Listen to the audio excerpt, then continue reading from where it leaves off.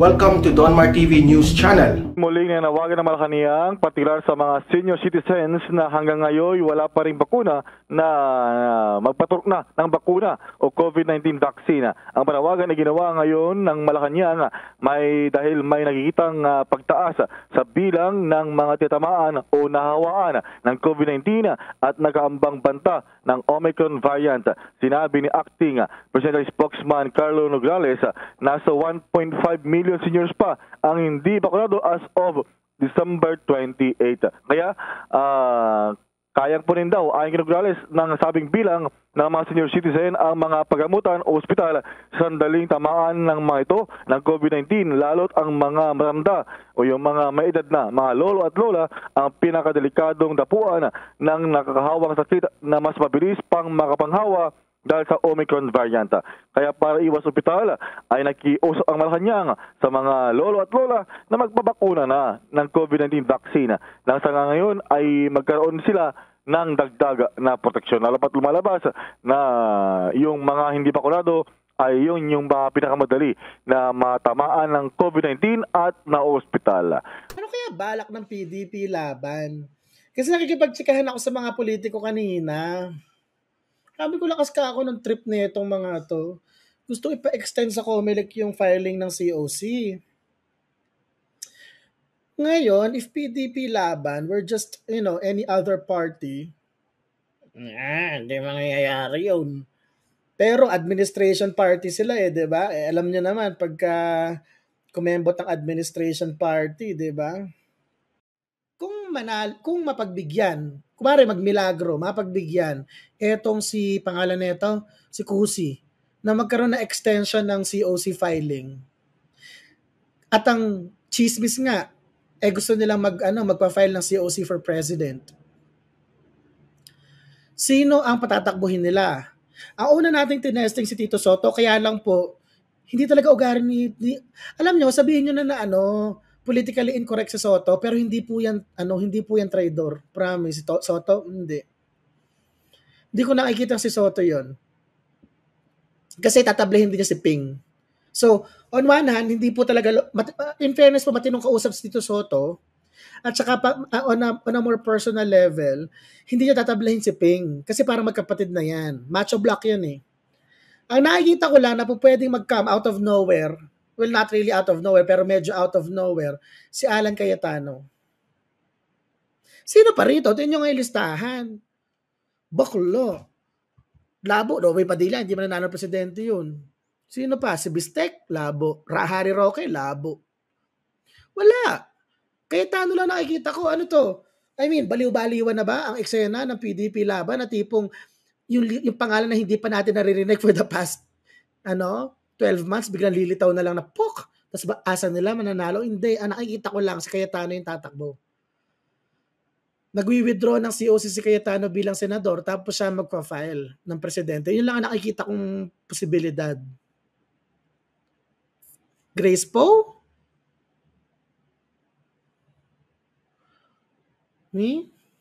Wala na yun. Si Aurora Marcos. Ang nakikita ko lang talaga si Alan. Kayo nga, ano palagay ninyo? Baka umaasa pa sila kay Inday, sabi ni Portia Tanyag. Hindi ayaw ni Inday. Hindi talaga siya mag-PDP laban. Sabi ni Ragnarok Southeast Asia. Si Ragnarok si Cheese Escudero pwede. Hindi rin talaga, hindi pang presidente si Cheese.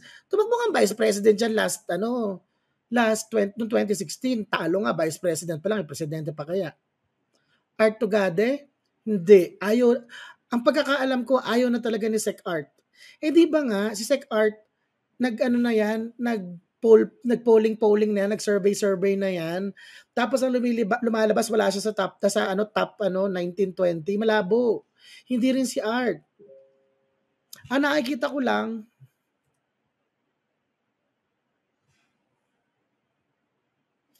talaga? Ay, ano yan? Ano yan? Satire yun yan.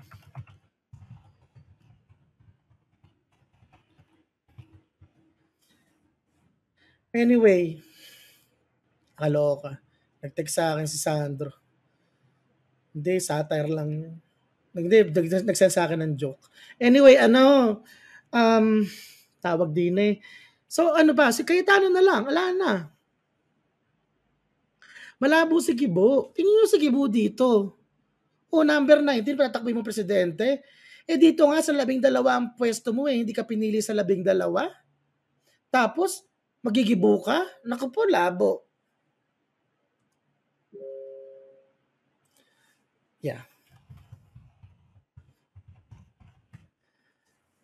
Muna maingay, Sandro, naka-live ako. Alright, eto na. Aimee, kasi i-DQ si BBM. Wala, buno na. Ipapile si Aimee. O hello daw, sabi ni Sandro. Hello, TP fans. Sandro talaga, napaka-packboy. Alam mo talaga yun ang pinaka-ano. Alam mo, kabado ako rin sa mga may crush kay Sandro. Feeling ko, sasaktan lang niya yung puso ninyo. Straight yan. Sasaktan niya lang puso ninyo ng batang yan. Diyos ko. Pakapabling. Pero sabi niya, hindi. Ano lang ako, 1st District of Ilocos Norte. Okay. Anyway, hello rin daw. Hello din daw. Kamu na maingay. Okay, balik tayo. So anyway, Cayetano lang. So kinikilig, bata yun. Diyos ko, 27 yun. Guys, kiddie meal. Hindi ako pumapatol sa mas bata sa akin. Gusto ko yung mas matanda sa akin.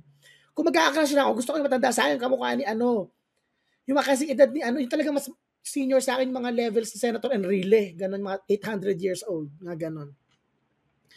Alright, next. Bakit wala si Marcoleta at Gadon? Nandiyan si Marcoleta at Gadon. Ayun, number 18 si Gadon. Si Marcoleta nasa dulo pa. Mababa pa yung awareness kay Marcoleta. Although iboboto ko si Marcoleta. Next. Cayetano, tama ka, TP. Sabi ni... Ang bilis naman ng comment. Wait. Nasaan ba? Sabi ni Jowa Herla Canilaw, Cayetano, tama ka, TP. Tapos yellow, maka-admin. Tapos 2 Marcos sa balota. Madaling hatiin ng boto. Theoretically, pwede nalang patakbuhin si Cayetano. I'm sorry, ayun na lang nakikita ko. Ngayon, ito pa yung pangalawa kong problema. At this point in time, ang mga campaign donors, naka-align na yan. Gets nyo? Kung halimbawa, ako si may-ari ng Kembot Channeling Corporation. Tapos sinabi ko, okay guys, board meeting, Kemerut, magda-download, mag-donate tayo ng Kembot kay Kembot Politika, sino susuportahan natin, Channeling, ganyan. Naka-align na yun. Kung susuportahan nila si Bongbong, si Lenny, ganyan. Minsan nga, iba nag-hedge pa eh. Alam natin yan. Pinibigyan lahat, di ba? Pero ang bottom line, naka-allocate na yung mga pondo-pondo, bawat kandidato. So, ang tanong dito, kung naka-align na yon at this late in the game, nag-i-insist si Cusi na mag-field pa ng isang panibagong presidential candidate, saan nanggagaling yung saan nanggagaling yung desperasyon nila na yon? Kasi paano sila sobrang desperate? At pangalawa, saan nanggagaling yung confidence nila na kaya nilang manalo? Despite an apparent lack of funds. Gets nyo? Nakalinya na yung pera sa ibang tao. Tapos, bigla kang sa titirada na papatakbo ka ng presidente. Di syempre, kailangan mo ng funding nun para sa eleksyon. So, ang tanong, kanino kukuha ng funding? Kanino? Saan? Gets? So, tataka ako, saan kayo kukuha ng pera? Kasi hindi naman kayo tatakbo dyan na wala kayong pera. So, alam ninyo, may pera kayo. So, saan galing yung pera nyo? Hindi ko sinasabi na walang pera, pero kung may pera nga kayo, kanino galing yung pera nyo? Halos lahat ng mga businessman nakapag-align na sa gusto nilang alignan. Pero despite this, meron kayong confidence na makapag-mount kayo ng isang credible na presidential campaign. So, saan manggagaling yung pondo nyo?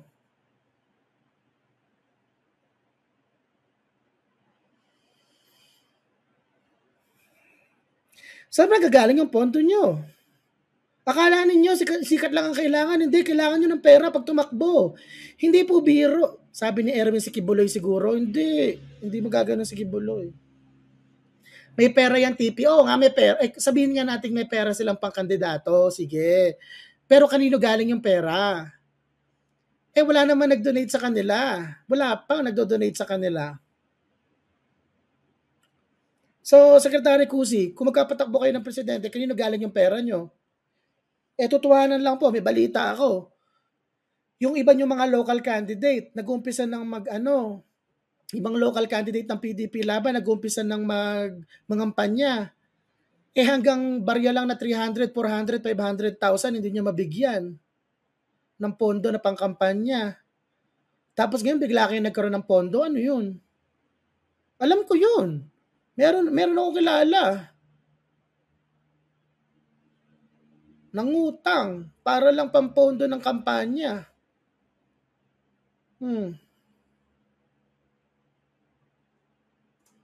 So bigla kayo nagkapera ngayon. Saan nyo kinuha yung perang pang-presidente? Hindi ko nagigets eh. Diba? Sabi ni Lucille Ray, Fariñas siguro. Pera? Fariñas? Alam niyo ba kung gaano kadugo ng laban ni Ria Fariñas ngayon sa si Ria Fariñas, anak ni Rudy, kalaban ni Sandro sa 1st District ng Ilocos Norte sa pagka-congressman. Yung laban pa lang kay Sandro, feeling ko duduguin na yung mga Fariñas, magna-national pa. Tsaka, guys, mayaman si Rudy, pero hindi naman yata ganun kayaman.